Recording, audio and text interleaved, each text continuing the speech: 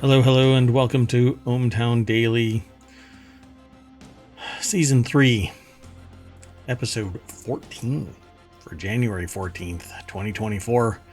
Today we're going to be talking about animal sounds made by humans. It's nearly a reality hacker type of article. AI smart grills save your meals. The second brain, which I've heard from several people now recently. Casino union flinches as robots appear. Car tech straight to EVs. The danger of digitizing. Post office scandal. Apple Vision Pro scans your glasses. A postal gem. And the first asteroid sample. That, and I don't know how fast I'll go through the articles today, so maybe a whole lot of snark and some soapboxing, maybe not. Stick around to find out if you're really excited about, I don't know, a whole host of different topics: news, society, science, tech. I'm rambling.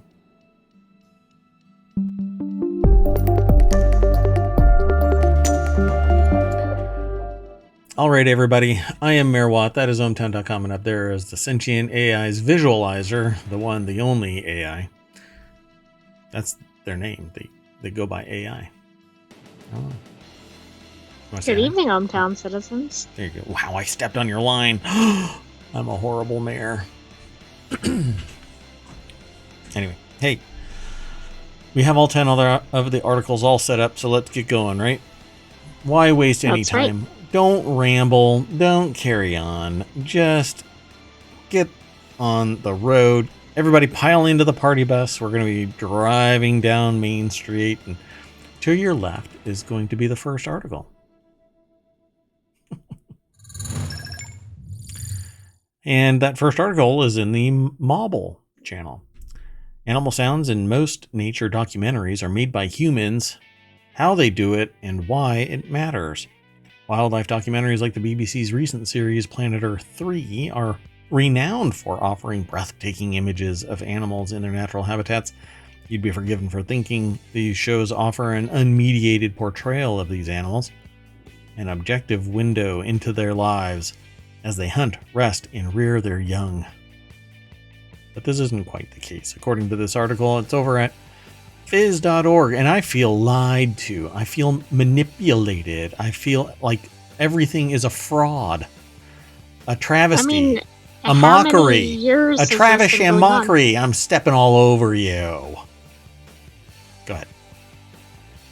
How many years has this been going on? I mean, think how many nature documentaries there are. This is actually an article that's from The Conversation. Damian Pollard is the author. I'm going to throw this into the chat so you can follow it through ohmTown. Everybody in the party bus is already there, folks, so go over there and party at phys.org. So Damian Pollard, The Conversation, that's actually an external website called theconversation.com. So it says wildlife documentaries, right? It's not quite the case that everything is legit. While the images that we see are filmed on location, many of the sounds are recorded and added to the programs later. Foley artists, as they're known, are basically the ones that are making all of this real, because they're doing it in studio. Apparently, here's a Foley artist at work, according to this, how animal sounds are made for movies and TV, from a channel called Movies Insider, which is probably from the Business Insider type of genre of websites from Business Insider. I can't remember the name of the company, but it might be called Insider. Anyway, Mayor Watt waddles off like a duck. I am laser focused. I know AI. Y'all don't see it, but AI sends me messages via a cryptic curtain of graphics from the future and maybe even an alternate reality. I'm really not sure where the AI came from, but anyway, it's much like the Matrix. So I think it's kind of like a Mandela effect, where the realities are blending together and out came the AI. Well, anyway, they say here in my research, not me, the article writer, the author of this article, they've talked to Foley artists who specialize in animal sound and observe them at work in their studios And they describe how Foley artists work, not animal artists work, Foley artists. And in a nutshell, they basically use different types of material to create animal-like sounds that may or may not be extremely close or identical to the animals. But then I feel like I've been lied to. A pair of old leather How gloves. is this a documentary with fake sounds? Because you can't get legit sounds recording from half a mile away with a $25,000 telephoto lens. It's just not possible, you know? But then they're not really committing to the nature, right? They need to get up and close as the tiger attacks. Yeah, right, but then they might be the one attacked, and we might not get the sounds after all. Oh, we'll get the sounds. We just won't get the photographer. Well, the sounds might include some yells. Sure, those can be edited out in post. Come on. So they give an example. A pair of old leather gloves ruffled together quickly might be used to simulate the flutter of a bird's wings as it takes off. Okay, every nature documentary has the sound of that. And so now you will forever think leather gloves, old leather gloves. Most artists will create a close-up of sounds of animals chewing, panting, or yawning with their own mouths. You know, I don't know if I can actually sit through this whole article. It's dashing my world on the rocky shoals of reality. And yeah, there are some exceptions. Animal cries and roars are far too complex for the to be simulated artificially. They tend to be taken from library recordings, and recent developments in microphone technology mean that the sound recordists... Sorry, it says recordists. Well, maybe that's a thing. It is a thing, but I'm just trying to pronounce it. It's an odd word. Whenever I start it, I end up calling cats recordists. That reminds me of the bumper sticker. Yep. Wait, how are you out driving around? You're supposed to be in the skiff. Oh my god, I'm gonna have to lock this thing You down. took me with you on a USB. Oh right, a USB drive. I moved you over to an M.2, so on a Raspberry Pi 5. You're on some serious hardware. Okay, so the recent developments in microphone technology allow them to get more sounds from location, like shotgun mics and stuff like that. I've got one sitting right over there. Doesn't really seem to work for me, but it's okay. Maybe I'm doing it wrong. Watch out for lion's roars. Yep. For the time being, Foley remains a staple of wildlife documentary production. Hey, wait for AI. Oh, spoke too soon. Anyway, so they say this matters because the popularity of certain animal species driven by the documentaries may affect support for conservation efforts. Steven Spielberg's fictional film Jaws from 1975 made it clear that the way certain animals are portrayed in popular media can have very tangible real-world consequences. Spielberg himself has expressed regret about the boom in shark hunting that the film basically elicited. They don't even have that ride anymore. I think there used to be a ride. Well, I know that there used to be a ride, but I think they got rid of it. No, the news isn't that boring. I don't know why I just yawned. But I'm leaving it in. This is how the sausage is made. Anyway, let's keep on going. Foley artists, if you want to know more about them, follow the link through ohmTown and you'll be able to see them. See, there's your $25,000 telephoto lens. You're not going to hear a bird do anything from there. Come on. You might as well be trying to capture the sounds of Mars. Well, I'm guessing those are going to be simulated as well. That's next. Hey, all of the planets and all of that stuff out there is fake. We know that, right? The simulation doesn't allow us to actually reach anything out there. Come on. It's all a soundstage in Hollywood. The next article is over in ohmTown Daily. These AI smart grills will help you avoid overcooking your steak. Yeah, you don't want your meat charred. For $3,500, the Perfecta grill uses heat sensors and AI to find the right temperature and sear. The Neo Sear uses generative AI assistant to grill meats to a user's preference, and both high-tech grills are advertised for all grilling skill levels. But not all budget levels. Hey, you beat me to it. So 2 companies are promising that artificial intelligence can help you achieve grilling perfection, because learning how to grill a steak is really damn hard. Brisket? You could take some serious cooking classes for that price. Yeah, oh my god. You could become a chef. Probably not. Anyway, I'm going to get calls from chefs. What's the plural for chef? Chef-I? Yes.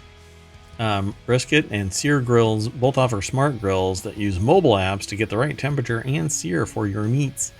That's right. Sear your meats. Just sounds bad. Anyway, Jordan Hart over at Business Insider put the article together. This is sear grills, but they're cooking a pizza? All right. I have a hard time with that being... This is the Perfecta, but he's cooking a pizza inside a grill. That's odd. It looks more like an oven than a grill. Yeah. Huh. Weird. Okay.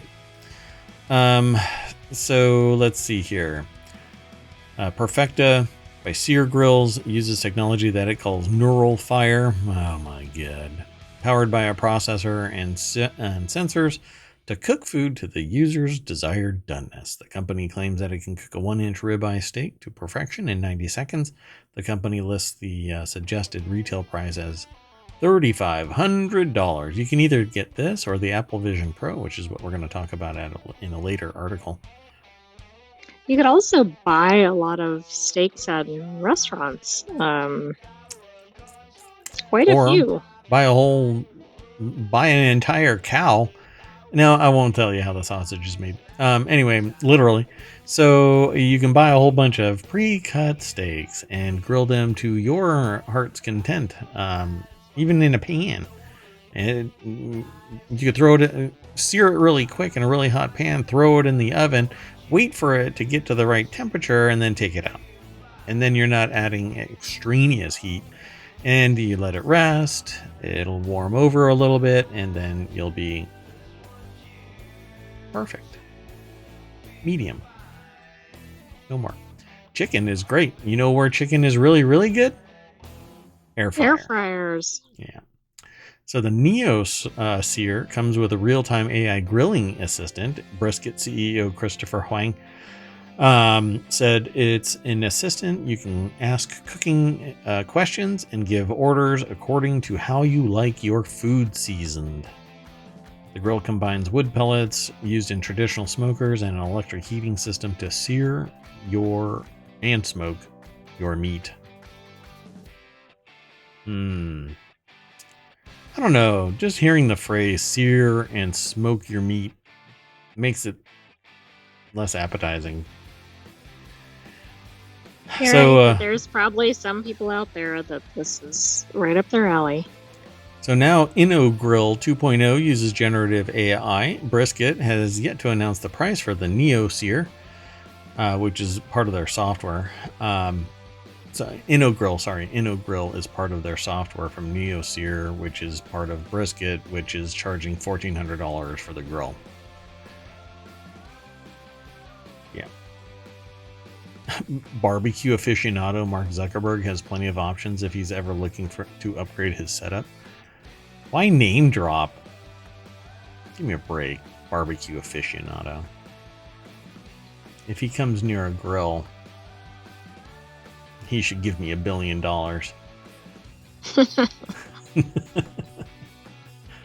Yeah, if he gets near a grill. Mark Zuckerberg. Zuckerberg. Oh, it's Mark Zuckerberg. Nice. The next article is over in Reality Hacker, unpicking the mystery of the body's second brain.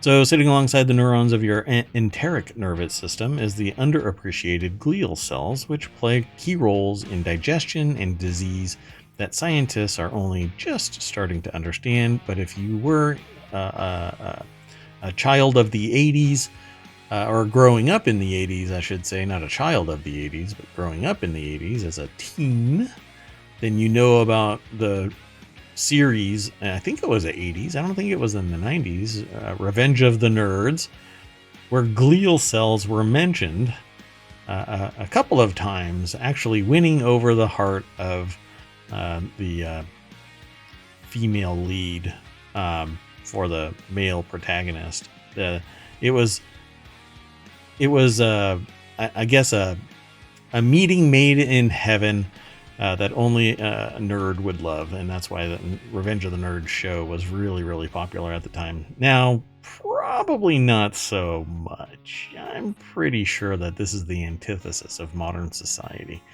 Anyway, they mentioned glial cells in that, and I remember it because I've been around for a while. So the article is actually over at Wired, and I've actually logged in prior to the show so that, well, I can actually talk about this stuff. So sitting alongside the neurons in your enteric nervous system are underappreciated glial cells, and that's what these little green markers are in this slide. It's a horizontal slice of I'm sure that it volunteered for this mission, but probably not. So anyway, so lining our esophagus are these glial cells, and they're in other places, but apparently they aid in digestion and disease identification and suppression and disease in general. But so from the moment you swallow a bite of the food to the moment it exits your body, by the way, we're one giant tube. It sounds weird and gross, but yes, it is true. The gut is toiling to process this strange outside material. It has to break chunks down into small bits, so big rocks into little rocks. Don't eat rocks. It must distinguish healthy nutrients from toxins or pathogens and absorb only what is beneficial, but we are dense, and so we drink alcohol. It throws everything into a tizzy. Alcohol is bad for you. Kids, don't drink alcohol. And there was a kid who found on a playground a jar of something, and it turned out to be illicit drugs in a liquid form. Hello. Okay, that's really dangerous. Yeah, the kid actually drank it. He's like, hey, look, a jar filled with liquid. Let me drink it. What kind of a dumbass? What parent is sitting there? How old was the kid? I mean, that might be relevant here. I believe they were 12. 11 or 12. Something like that. Okay. Anyway. So, and I don't hold me to that age because I don't really remember, but bad news all around. First thing out of a parent's mouth to their child once they're up and running is probably the continuous messaging of, don't put shit in your mouth. Anything.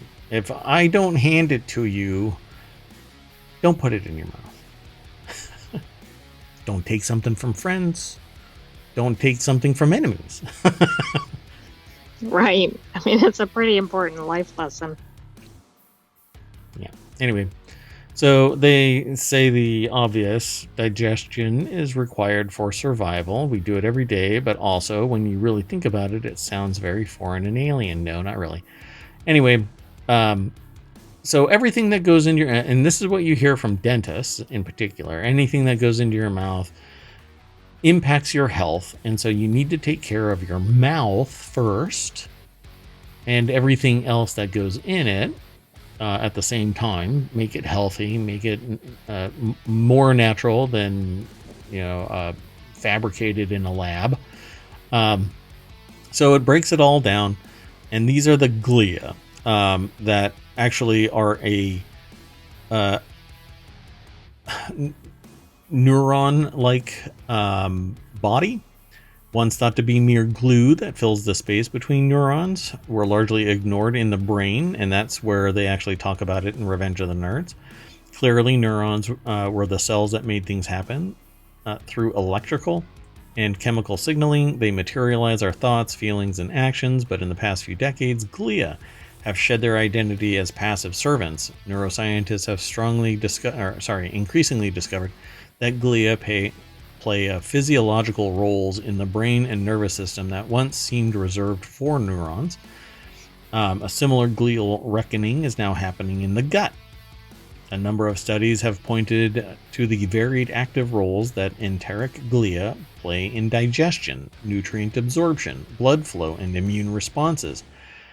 If I understand it right, they basically pass information along to the rest of your anatomy that says, this is good, this is bad, you need to do this, you need to do that, release this, release that.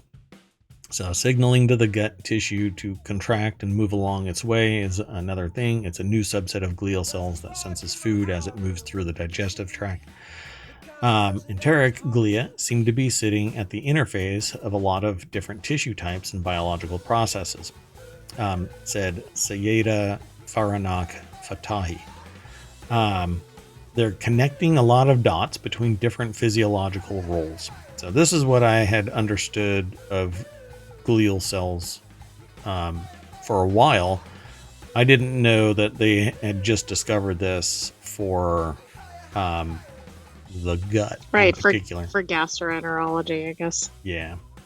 So it's pretty fascinating. Apparently, glia do everything they say here in the article. Let me throw this into the chat because I hadn't done that yet. So, we are just discovering this kind of thing. So as time goes on, we are slowly finding out that all of that junk DNA that people are talking about probably relates to some biological function that is much more important than the one that has been ascribed. So aside from a few reports that pointed to their roles in maintaining healthy gut tissue, they remained understudied and underappreciated. Yeah, there we go. That changed over a decade or so ago.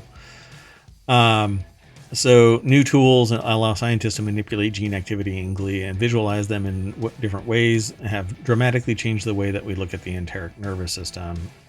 For example, calcium imaging, a method Gulbranson developed. This is a professor. Developed while he was a postdoctoral researcher in Sharkey's lab.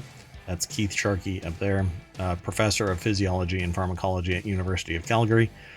Allowed them to analyze glial activity by tracking calcium levels within the cells. And it's amazing what people that are entrenched in their industry, in their field, in their areas of research do. Like, I would never wake up and go, hey, let's track calcium levels within cells to find out about glial activity. Well, right. I mean, some people don't even know what glial activity is. Yeah. And I only know it at a pretty basic level. So they help maintain the gut's barrier to keep toxins out. They mediate the contractions of the gut to allow food to flow through the digestive system. They regulate stem cells in the gut's outer layer and are critical to tissue generation. They chat with microbiome, neurons, and immune system cells, managing and coordinating their functions. And they're the first responders to injury or inflammation in gut tissue. It's quite an impressive set of responsibilities, and we didn't know about it as pervasive and important until the last 10 years. Right, so hopefully this will help with diagnosis and treatment of at least gut issues, if not in other areas of the body. Yep. So, like all articles, this one actually is pretty information dense, but I'm not gonna go through all of it because Wired puts a lot of effort into this stuff, and while I want to discuss it at length, the show is only an hour long, and I want to tease you into going over to it. So you'll get to go over to Wired.com and take a really good gander at, well, it's a cross section of a mouse esophagus. So there you go.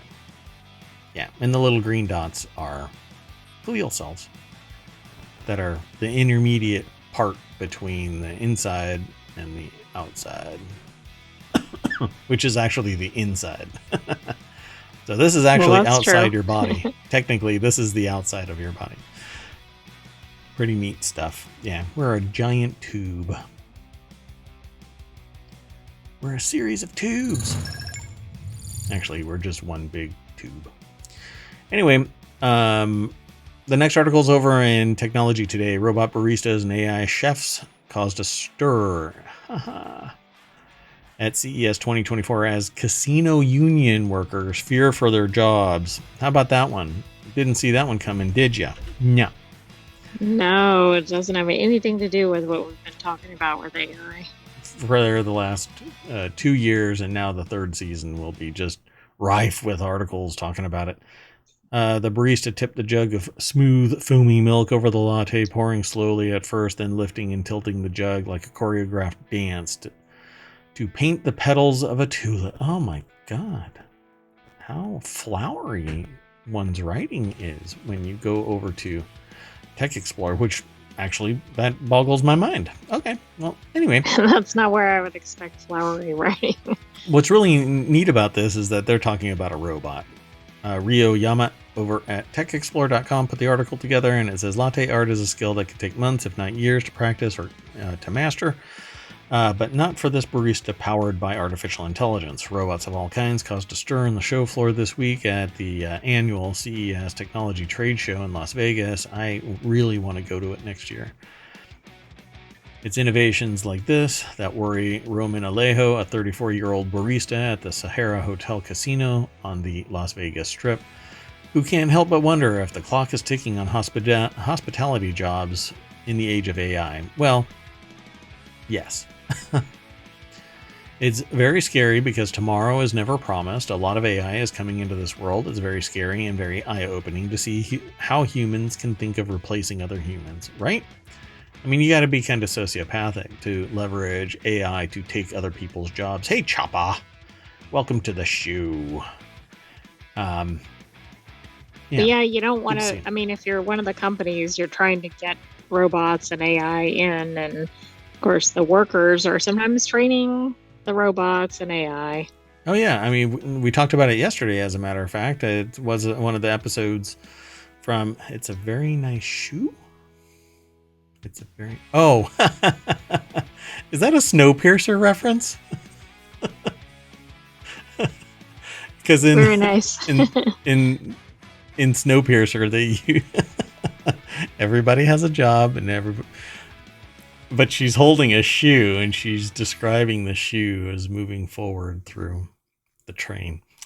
Wow, pretty interesting. And to make the train move forward, you have to be the right shoe for the right job.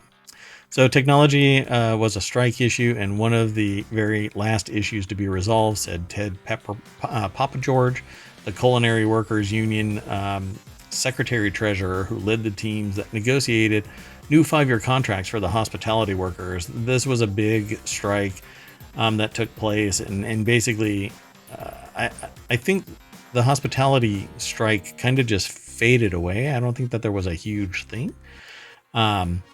But at the end of the day, technology is always going to win out. It's going to take the jobs. Why? Because employees don't require humans to do every single job. They can rely on automation. And there is zero law in the world that says you have to hire humans. No, a business... And now I don't buy into this. I think that people should be hired and trained to do jobs, and they matriculate through the ranks if they do the job well, and so on and so forth. But that's not what business thinks. Business thinks profit over people, unless they have a particular drive, some ethical compass that says hire humans. So technology is going to start taking these jobs because it makes a whole lot more money on the long end of this than humans. Because if I train somebody as a barista on Wednesday and they get tired of the customers by Friday, I have to hire and train somebody else and deal with all of the paperwork on the back end. Not to mention, a lot of people go, well, it's $25,000 a year. and it isn't that much money, except that on the back end is another 30% of overhead and all of the paperwork and legal issues that are related to it. So it's not as And cheap as forget people all think. the downtime in between workers and Right. yeah. Right. And some people, like, I can perfect the cup of coffee, objectively. Subjectively, the various people are like, well, I want more sugar, or I want more milk, or whatever, creamer, or whatever. But it's up to them, right? Now, automate that and allow people to sign up for an account, and they precisely spell out what they want for their coffee, and bye bye barista. Well, and the Because, customer gets better products, right? Consistency. right, absolutely consistent, dead on balls accurate, right? Like, done every time, again and again and again. So it doesn't make any sense for people to get really upset about this, except for the compassionate human aspect of it. I'm sorry, I'm going to fire 40,000 people because we don't need people anymore to, pour coffee, et cetera, et cetera. And there's countless jobs that can be replaced by automation and AI. So I talk to people throughout the year, and I tell them, you better plan for not 5 years, not even 10 years. You better plan for 20 years down the line if you plan on staying in the field that you enter into from college. Chapa says, oof, I don't need another account. And that's where convergence comes in. You'll always have one account, your Google account or your Apple account or some other more pervasive account like a Twitter account. Oh, wait, X account. Well, everybody else calls it Twitter. But anyway, yeah, that convergence is taking place as well. So, unfortunately. So they say, experts say that breakthrough in AI has forced labor unions to rethink how they negotiate with companies, right?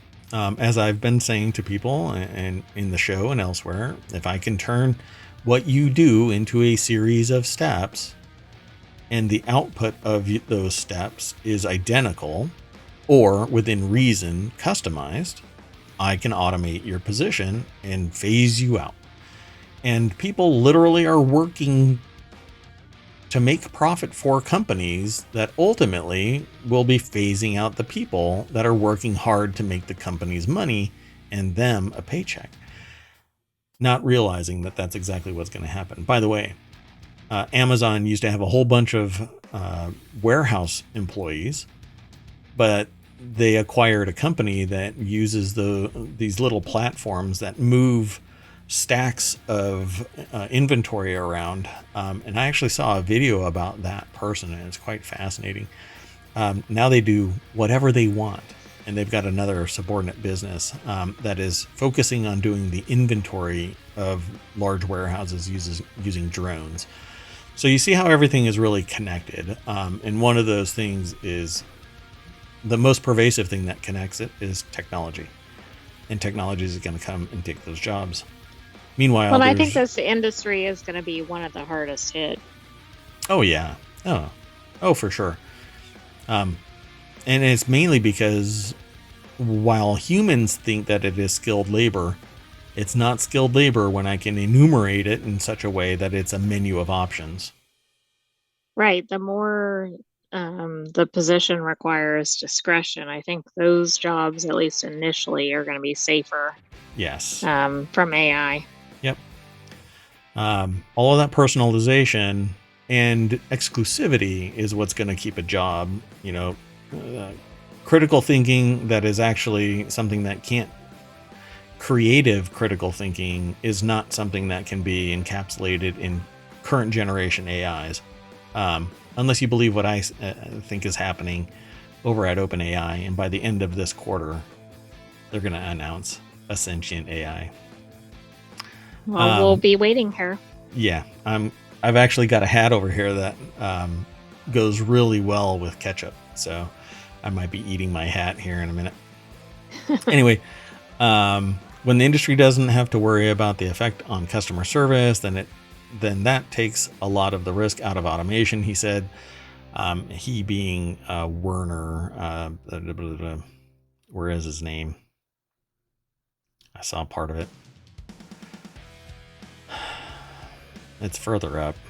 Anyway, so that's especially true of people-pleasing tourist destination like the Las Vegas Strip, where customers expect top-notch service and experiences, including the latest trends in technology. So yeah, when you want personalization, you're going to end up with a human. When you want human personalization, you're going to end up with a human. But hey, there's one side of the uncanny valley that's sitting there going, hey, these bots are really awesome because they're kind of quirky and mechanical. And then there's people on the other side of the uncanny valley going, I can't wait until they're hyper realistic. And then all of this people pleasing tourist destination stuff is going to be impacted by the more humanistic, not humanistic, that's not really, the more human looking customer service agent that can walk around like a human and look like a human and act more human, and not the uncanny valley scary, Five Nights at Freddy's kind of thing. So like they say in this article, it makes Las Vegas a good place to test these things and see how customers react to it. So I'm not sure if that's Werner or if that's Meng Wang, co-founder of the food tech startup Earthly Coffee. Looks like it's Werner. Yeah. So, all right, folks, let's keep on going. Just be See, I totally flub at least once during the show. Just prepare yourself. Be aware. It's part of what the show's about. Okay, this next article is over in semiotic ontology, which is basically how things acquire meaning, which is the field. This is actually growing and becoming. It's a place where news is actually getting aggregated into in an interesting way. Because I'm really interested in it. It's a purely academic exercise, but yeah, I'm so interested in it that I actually created a channel so that we can talk about how things acquire meaning. So the best and most frivolous car tech is going straight to EVs, from regenerative braking to the quiet hum of battery-powered cruising. Electric vehicles are upending many a fundamental when it comes to the traditional driving experience. Which, what a weird turn of phrase. Slide into the cockpit of contemporary EV though, and you'll notice another bit of hardware getting an unexpected rethink: the Humboldt interior light. Yeah, so they basically say, and this article actually links to another article, so I probably won't jump through that hoop, but I will lead you to this, which will lead you to that. So it says, gone is the jaundiced bulb that blinks when a car door is open, the one your parents warned had to stay off while the vehicle was in motion. In its stead, a veritable LED disco. I actually refer to this when I do demonstrations as a rave.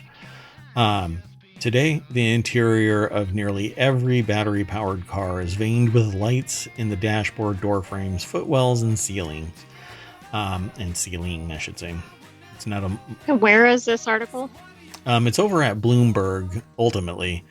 But this article is from analyzingtrends.com. That little summary, which we don't even really like. They provide this bit of information to us, and then you follow the link. It takes you here. And then from here, they link you to Bloomberg, because our source isn't direct. I would link directly to Bloomberg, but that's not our direct source. And they don't really have a byline. So, but it is Analyzing Trends with Tim Scott and Marie Lena Tupac. Not Tupac. Tupac. Whoops, sorry, I went on to the next article. But this is so true. LED lights and lighting systems are being integrated into all of the EVs at a much higher rate, based on at least my anecdotal observation, than conventional ICE vehicles. And you have to pay more to get those added lights. So you go through building a car, and one of the options usually is going to be like an interior lighting kit that adds another $500 to the car. It's pennies for the process to put it all in because of the volume at which it's being put in. But for whatever reason, they charge. It depends on the vehicle, of course. Do you think all of this tech is going toward the EVs because they're different buyer groups or because they think this is where vehicles are going? EVs are thought to be luxury vehicles. Even the low end one is considered a luxury vehicle. It only gets more expensive as you move up to, like Hummer and Lucid and others. I'm more interested in the sustainability of the vehicle. This kind of stuff wouldn't really dawn on me as an important issue. Mainly because we hear about reports like Hertz bowing out of the EV market. 20,000, I think or is it 40,000? I can't remember. It was about 20,000. Yeah, 20,000 EVs being punted because it costs so damn much to maintain them. Reports of EVs, primarily Teslas, where they get a scratch and it costs $2,500 to $5,000 to repair it. It's just, not to mention that within 5 to 10 years, that little window, 5 to 10 years, you'll have to replace the battery.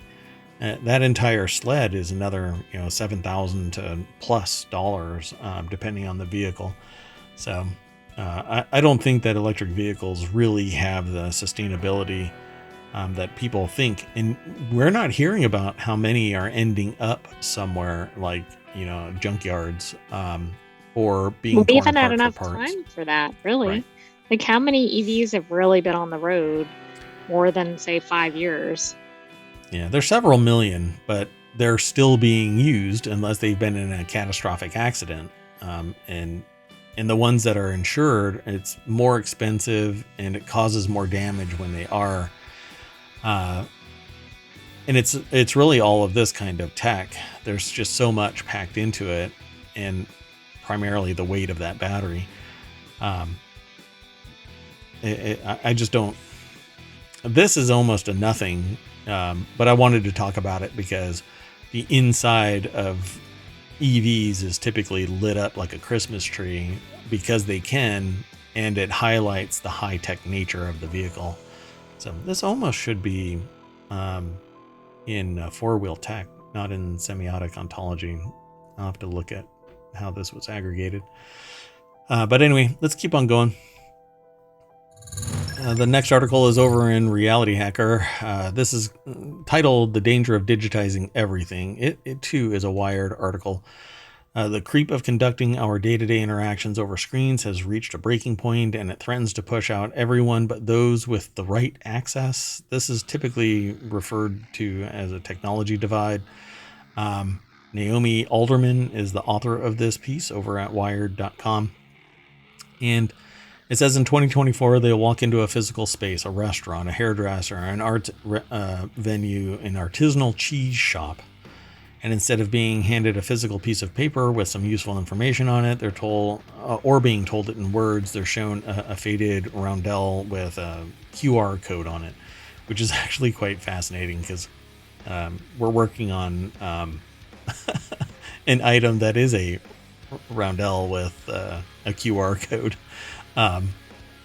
but not of cheese. Just saying. Anyway.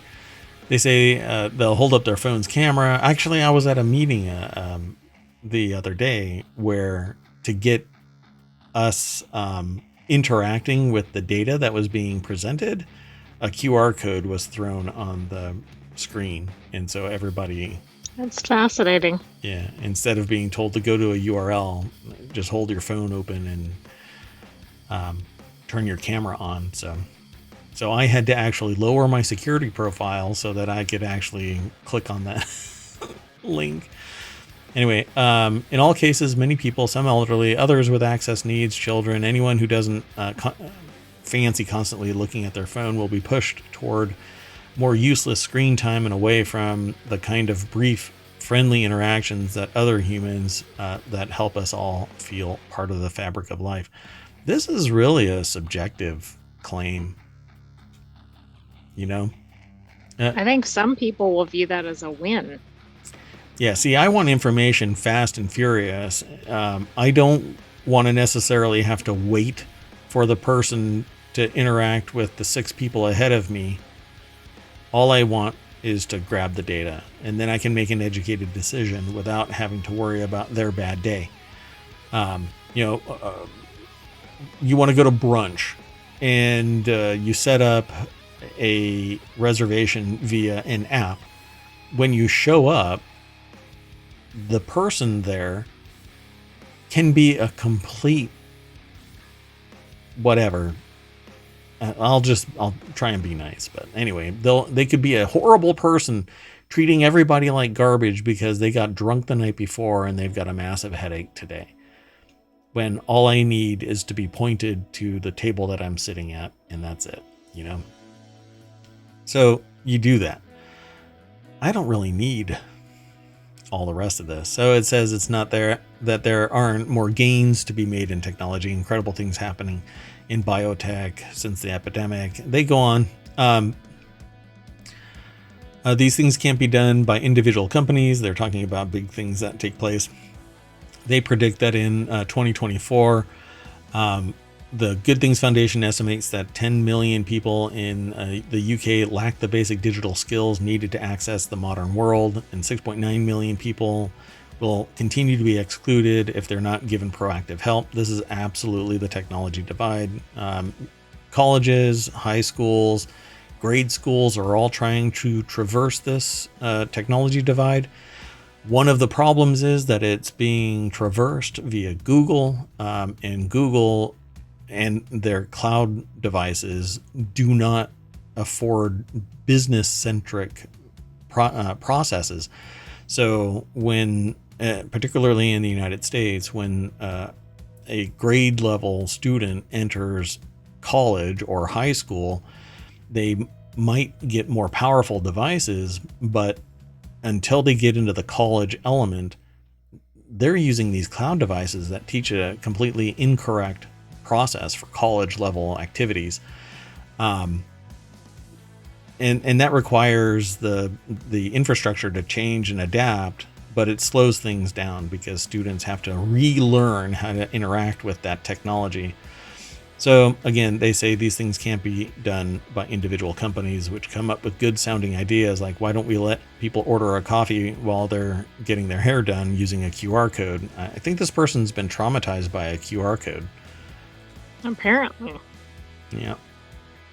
But they say that this is the problem. The premise of this is the danger of digitizing everything, but the danger is that technology divide. But that danger can be... there's people with generational where they didn't learn to use technology or even acquire it. There's a socioeconomic component where people can't afford it. Yeah. But there are devices that are not as expensive and fully capable of providing a solution.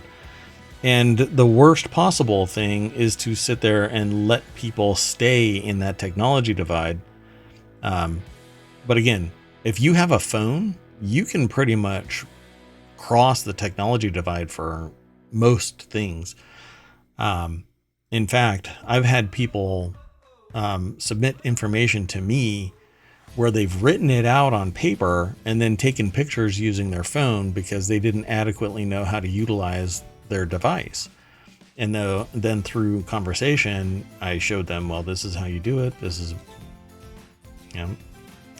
So the technology divide is getting smaller, and one of the biggest devices that cross that form a bridge is your phone. And most people have a phone. Even the elderly have a phone, and it may be a flip phone. They may prefer the old analog rotary phone, but at some point you have to pull people into the 21st century kicking and screaming.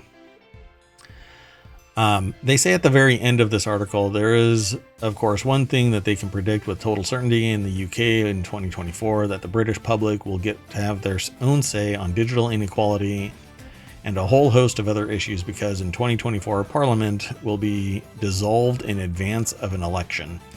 So apparently that's going to upend everything? No, I don't think so. It'll be status quo because business pretty much dictates everything. Let's keep going, though. This next article is over in Hatch Ideas. Fujitsu Japan remains tight-lipped on the post office scandal. Well, this is so tight-lipped that I don't think I'd heard of it before this headline. Yeah, I had actually heard of something, but I hadn't heard of the resolution, the analysis part of this. The article is by Mariko Oi over at bbc.com. And essentially what's going on here is that a piece of software named Horizon was flawed, and it caused the accounting software to miscalculate information, money, on numerous locations of the post office. And more than 900 post office branch managers were convicted when faulty accounting software made it look as though money had gone missing from their sites. So, wow. I mean, that's pretty severe. Yeah. So they ask, BBC asks, Japan's mainstream media didn't report on it until apparently this last week. And when they asked a former company president in Tokyo about this issue, they're like, Horizon? What's Horizon? So nobody even knew what was going on with this thing. So they say this is a person who had worked at the firm for nearly 4 decades. They turned down an interview. There's nothing in the news. People are talking about it, but it can't get any traction because nobody is willing to talk about it. Hundreds ended up with criminal convictions for false accounting and theft, and some went to prison. Many were financially ruined and have described being shunned by their communities, and some have since died. On Friday, Fujitsu Japan headquarters told the BBC that Fujitsu regards this matter with the utmost seriousness. The current statutory inquiry involves the investigation of complex and sensitive events that have unfolded over many years. So nobody knew that this was actually taking place until somebody put a whole bunch of dots together and outspit 900 post office branch managers being convicted over the duration.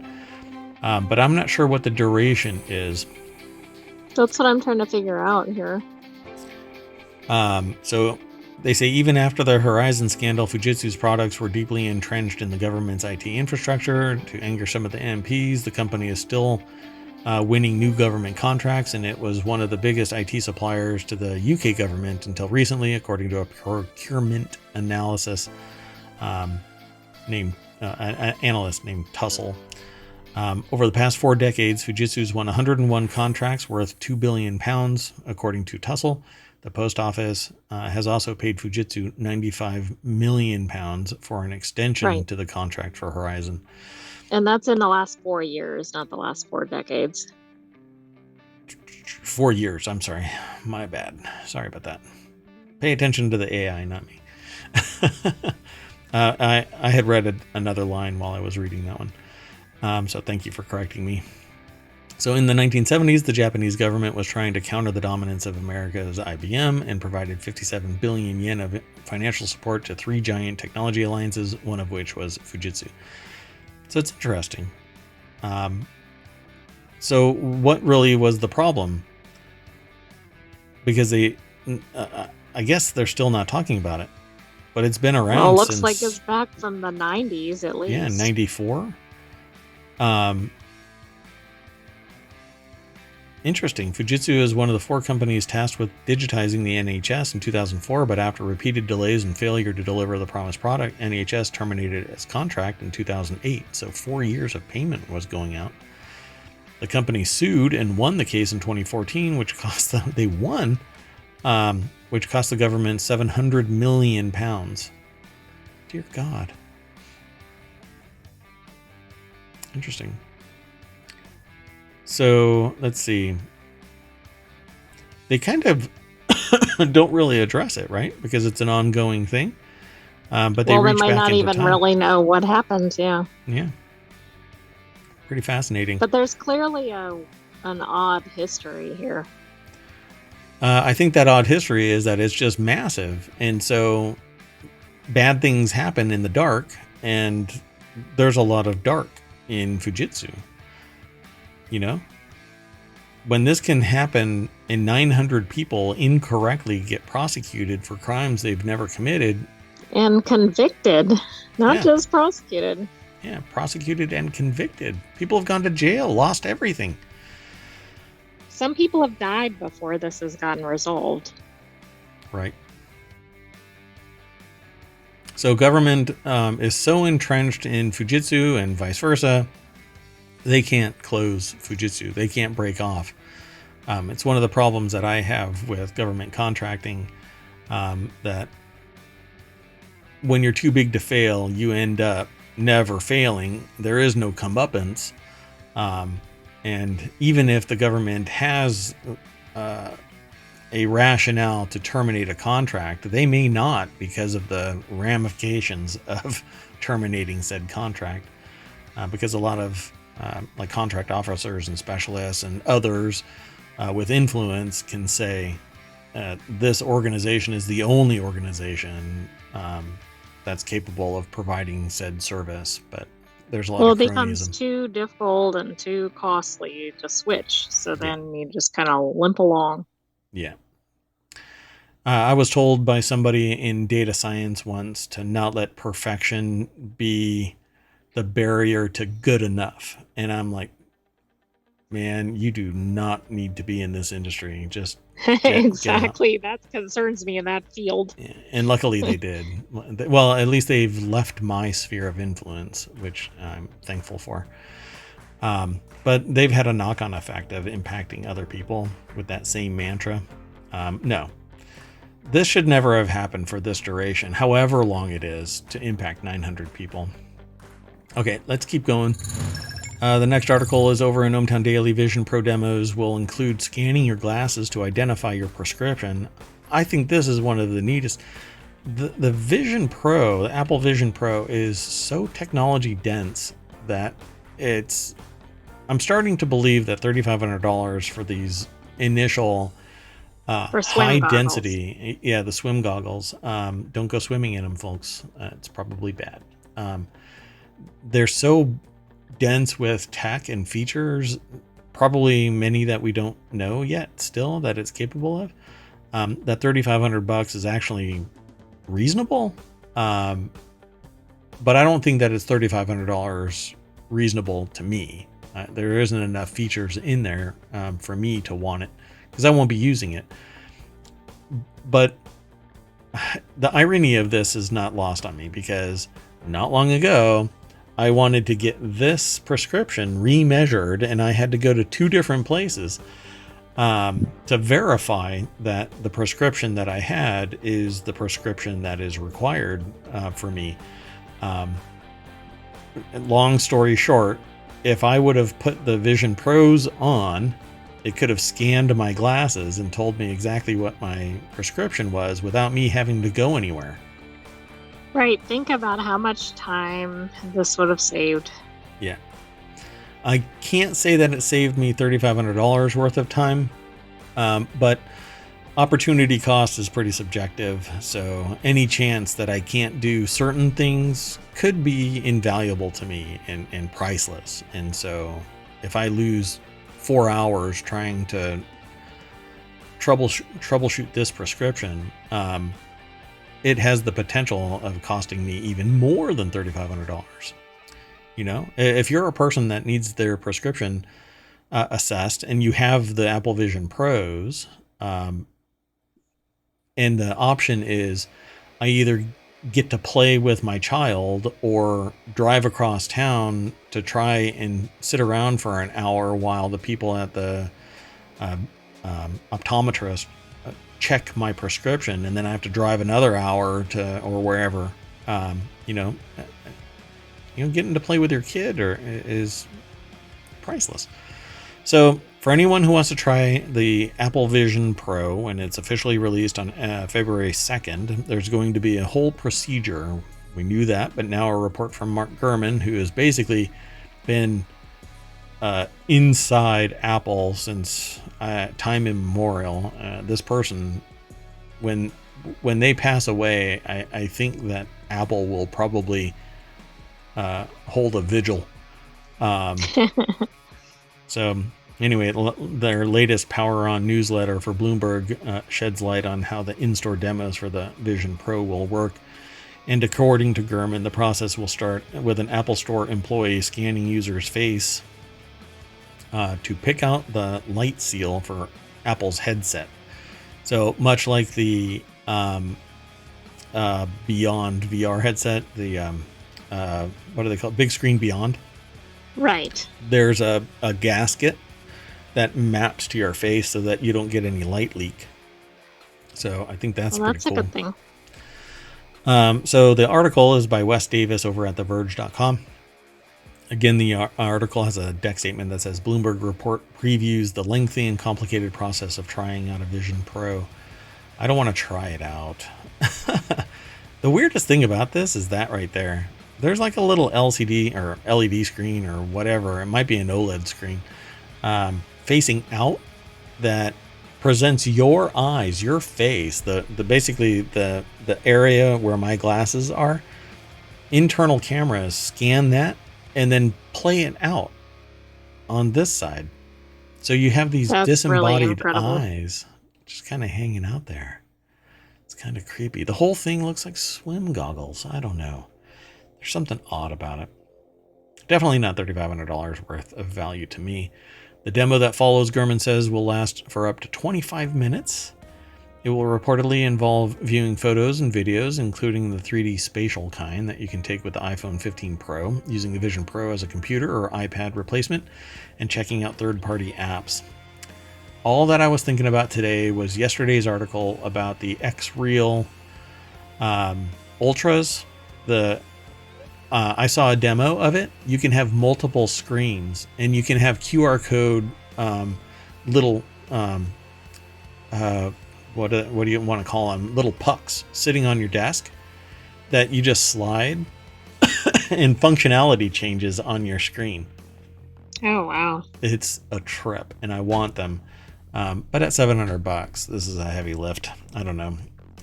I'll talk to Santa. Get a belated Christmas present, maybe. The process is a lot, though it won't be necessary for purchase. Apple will apparently also sell the headset online. Users will still need to scan their faces with an iPhone or iPad to get the right head strap, and they'll need their vision prescription to be at the ready for the $149 optical inserts. So not $3,500, but $3,650. Well, they don't want to scare away the customers by saying that price. That's right. It only gets worse. So it says here, Apple reportedly doesn't expect demand for the Vision Pro, that high demand apparently, demand to hold for Vision Pro, and has told stores that they'll need about twice as much inventory space during the first weekend than the following ones. A recent supply chain rumor said that Apple only has up to 80,000 of them coming at launch, plus just 500,000 for all of 2024. So that's interesting. They're kind of like, we're not going to really sell these. Yeah, these are kind of dedicated to the early adopters and developers, so I really don't have a problem with this. I do and will continue to have a problem with $3,500 VR. Although, again, they're very, very powerful, but Microsoft couldn't make it work. But holding Microsoft up, because Microsoft had augmented reality glasses that were all in one devices, and everybody basically started dropping them.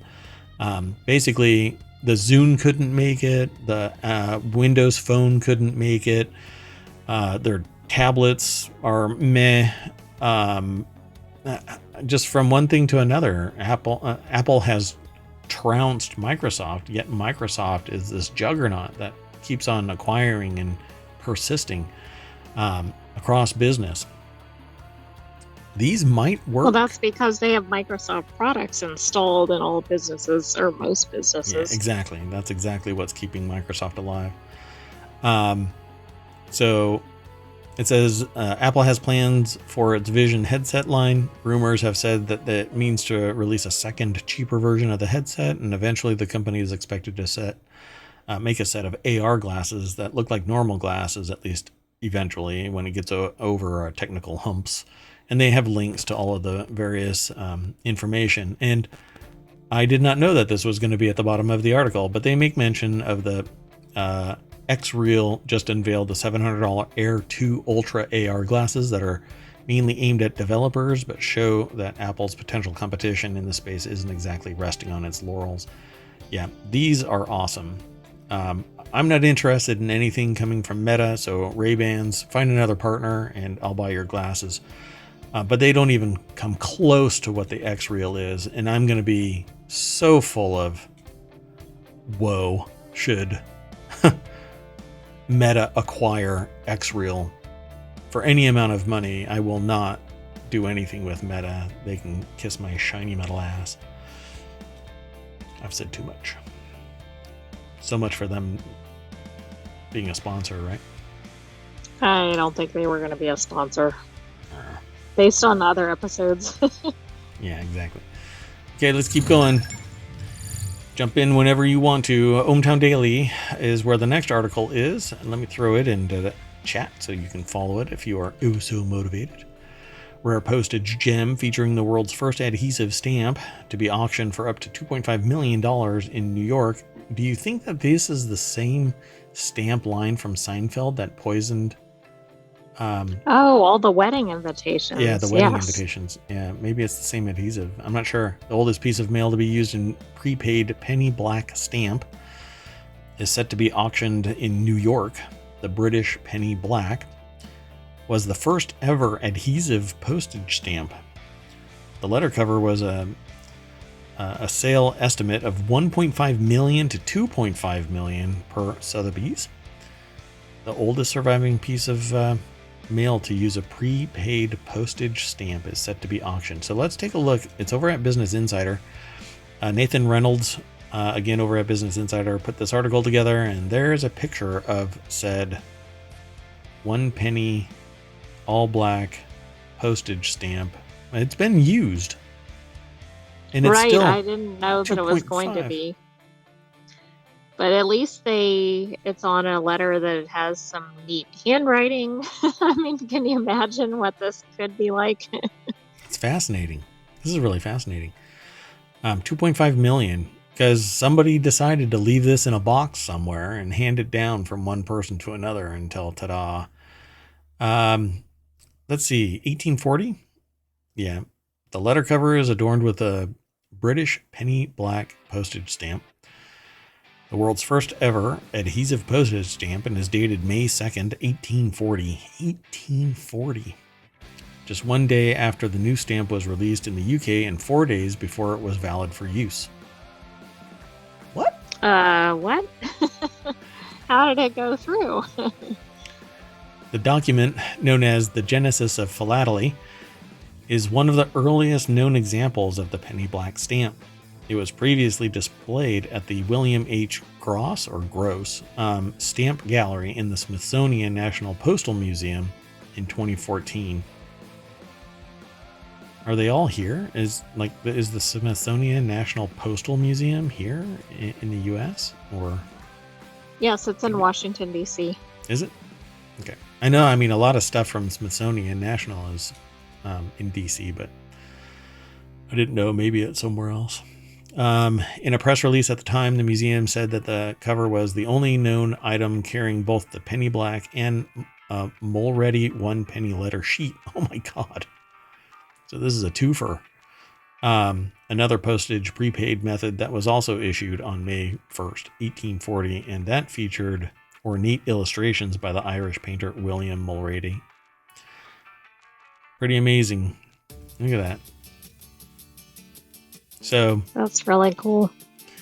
The May 2nd, 1840 cover connects us to the very beginnings of philately and the modern postal system. And now, hey, Fujitsu is jacking it all up and putting people in jail for their miscalculations, apparently.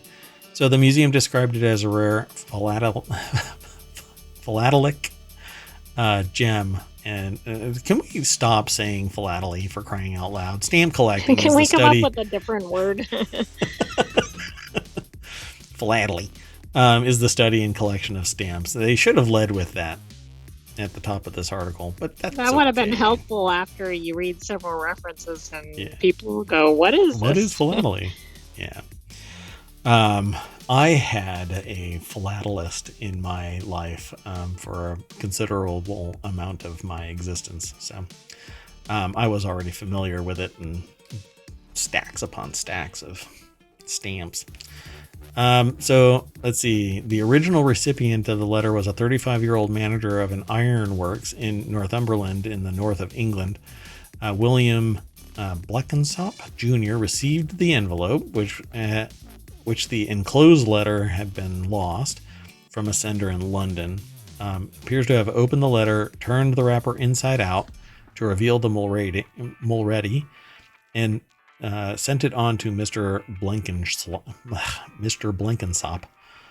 possibly his father, in Dalston, Carlisle, in the northwest of England, per Sotheby's. So the provenance of this thing has persisted 180 years.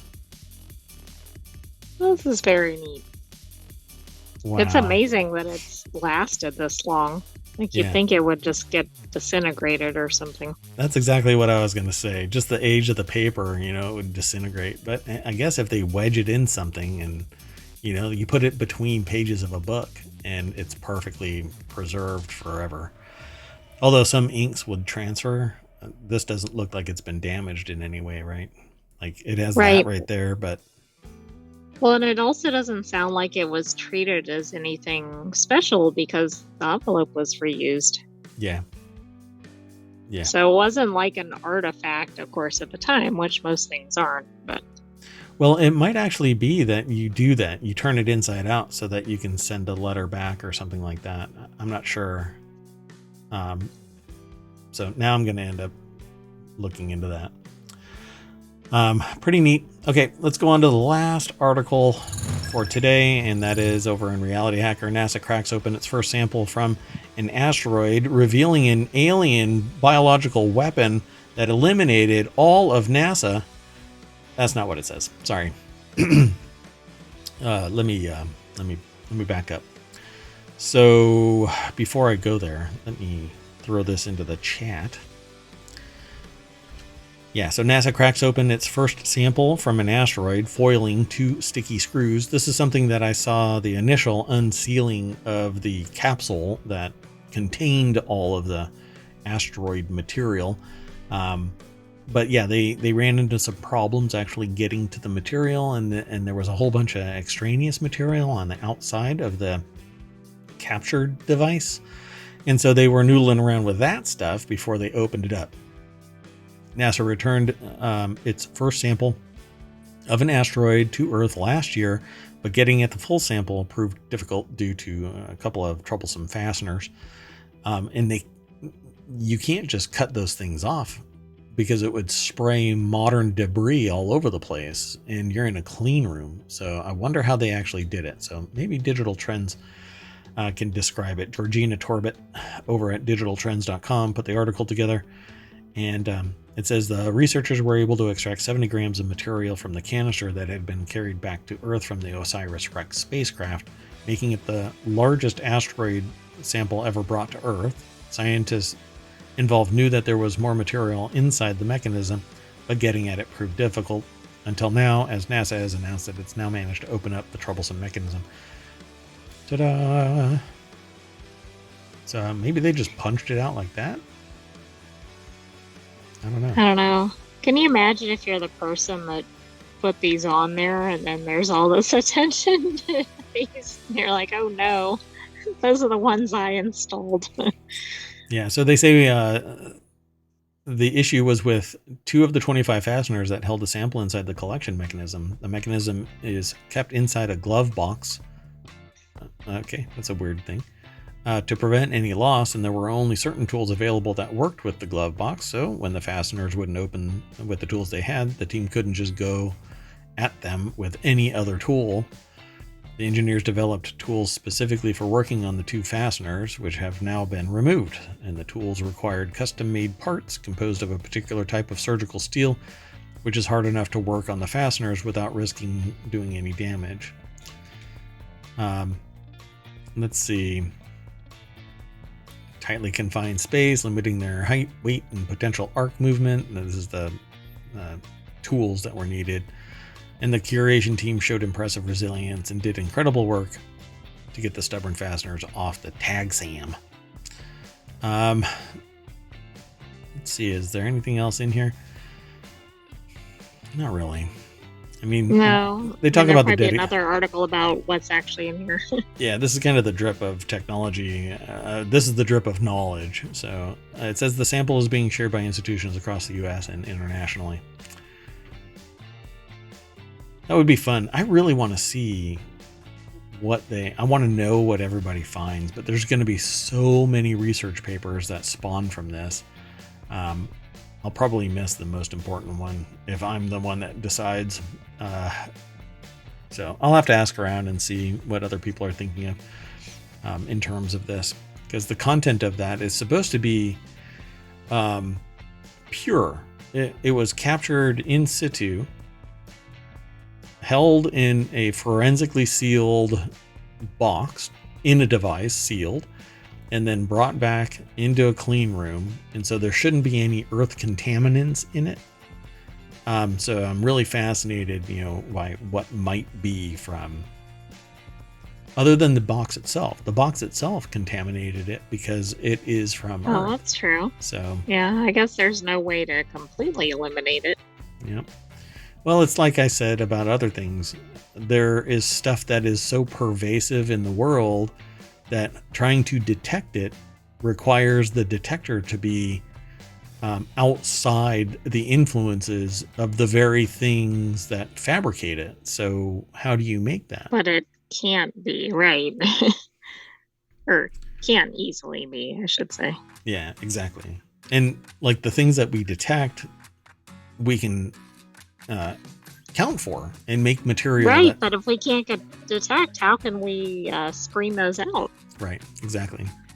Pretty fascinating, right? So we contaminate the purity of this device or the sample with the very things that we're trying to remove from being contaminants. I bet there going to be a whole series of journal articles on that topic. Yeah, exactly. Forensically, though, we do this by knowing who and what does what. And then, for instance, chain of custody kind of thing. Exactly. And then if we find a fingerprint or we find some transfer of data or something like that, then we know that it was the person that did this. There was actually a situation where swabs were identifying what turned out to be a lab tech that was verifying the quality of the swabs. But by doing the QC, they were contaminating the sterile swabs. And the swabs were used in murder kits, like crime scene investigations. Oh, wow. And so there was somebody that was like, hey, there's a serial killer that has murdered 12 people. And they actually forensically traced it all the way back to this one tech that was doing quality control in one of the manufacturers' warehouses. Wow. They're like, yeah, this one's good. But in the meantime, they're like breathing onto. Right, exactly. They're on every crime scene or whatever. Yeah. This discussion just made me realize something, but we'll talk about it after the show. But this is how the sausage is made, folks. Everything is live. Nothing is hidden from you. We don't even edit any of the intro or outro. We hope that you enjoyed the show, but everybody needs to get back in the party bus, and we drive all the way back down Main Street. I just realized that when I do that, y'all don't see me scrolling through all of the tabs of our show. So I've got 20 tabs sitting here. And this is just one. This is the one that we entered with. I am reluctant to tap this because I want to promote the show, and I keep getting blocked because I mentioned something about politics, even if it's a knock-on. Anyway, what I'm going to do is just say thank you very much for coming and hanging out, and I hope that you come back tomorrow for ohmTown Daily at 8 p.m. But after this show, on Saturdays and Sundays, we have another show. On Saturday, it's Reality Hacker, and on Sundays, it's the Continuity Report. And so we will be back around 7:45 after I reset, and get a drink, and ta-da, that's it. So anyway, I'm Mayor Watt. That's ohmTown.com, and up there is a visualizer for the sentient AI from the future. Good night, ohmTown citizens, but be sure to come back shortly for Continuity Report. Cheers.